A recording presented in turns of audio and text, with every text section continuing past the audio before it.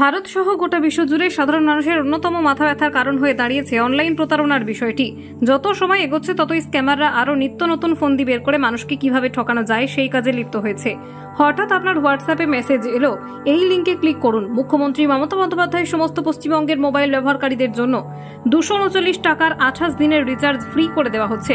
আপনিও আনন্দে আটখানা হয়ে ওই লিঙ্কে ক্লিক করে দিচ্ছেন, আবার ওই মেসেজ অন্য কাউকে ফরওয়ার্ড করে দিচ্ছেন। একবারও কি ভেবে দেখেছেন আপনি কি ঠিক করছেন না ভুল? ওই লিঙ্কটির সত্যতা সম্পর্কে যাচাই করতে একবারও কি আপনার মন চায়নি? এইরকম একটি সাইবার প্রতারণার ঘটনা উন্মোচন করল কলকাতা পুলিশ।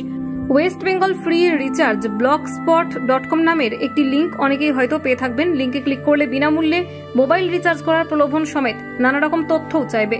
বলাই বাহুল্য এটি সাইবার জালিয়াতিদের কাজ। এই লিঙ্কে ক্লিক করলে ক্ষতির সম্পূর্ণ সম্ভাবনা রয়েছে। সতর্ক থাকুন, এই মেসেজ ছড়াচ্ছে যেসব প্রতারক তাদের বিরুদ্ধে আইনে ব্যবস্থা নিচ্ছি, এমনটাই বললেন কলকাতা পুলিশ।